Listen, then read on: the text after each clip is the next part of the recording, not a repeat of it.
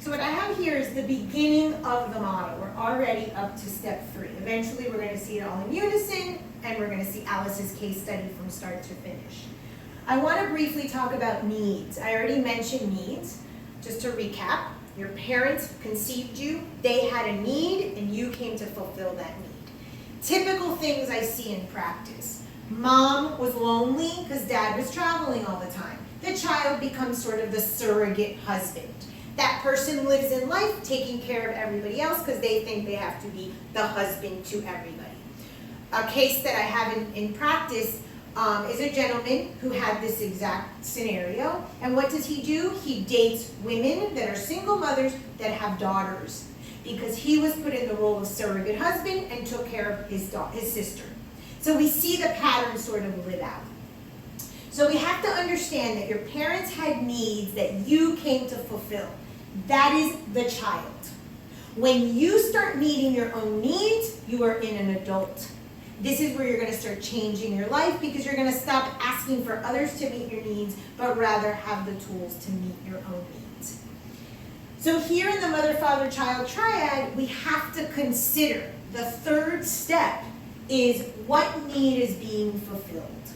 I mentioned the Sri Yantra.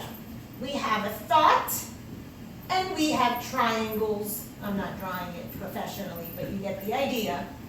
And this is the reality that's created.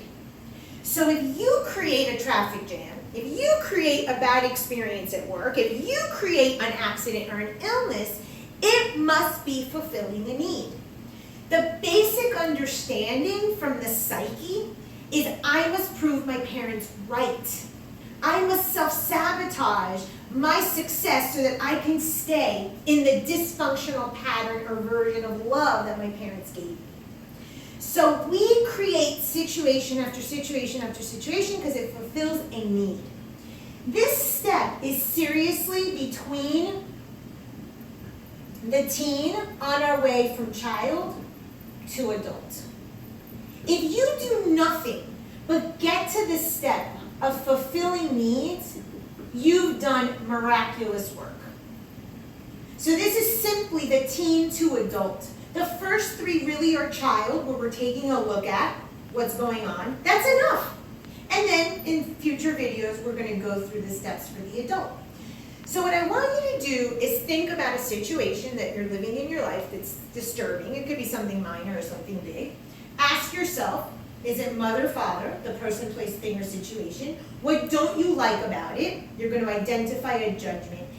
And then you're going to ask, what need does this fulfill in me? And I'll use Alice. Alice had a boyfriend. They dated for a few weeks. And finally, they decided to engage in intercourse. Right after that sexual experience, he disappeared off the map. So what doesn't she like? This is her father, who also disappeared. It was in her bad bucket, we saw. He was never around.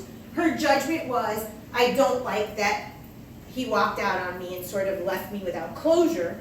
And what need was it that was being fulfilled? That I will be alone, was her response. I deserve to be lonely. I deserve to not have a partner. So when we identify that there is a need, we are already in our power. We are already out of child. We've already moved into teenager saying, I have a choice to do this differently. If you only get to this step, that is phenomenal. So I say to clients many times when we're observing in first or second session, just observe. Collect the information. It's the information gathering stage. I create this behavior over and over. Alice is 38 years old and has not been involved in a long-term romantic relationship because this is where she hits her brick wall over and over and over again. That's her bad bucket. Dad wasn't around. She's got to honor that she too leaves relationships, that she too isn't available.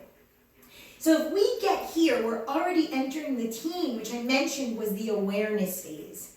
At that moment, we can decide if we want to continue on to the rest of the steps. But being here is really such a great space to be. I want to take a moment and share something that's very, very important. This is what I call emotion versus feeling. The emotion versus feeling is the brick wall that we hit at this point. I'm gonna create a whole little video on that, but I want you to kind of make a mental note that this is what we have, a brick wall in step number 3. This brick wall determines whether or not we go into child or down into adult. We'll talk about emotion versus feeling in the next video. Thank you very much.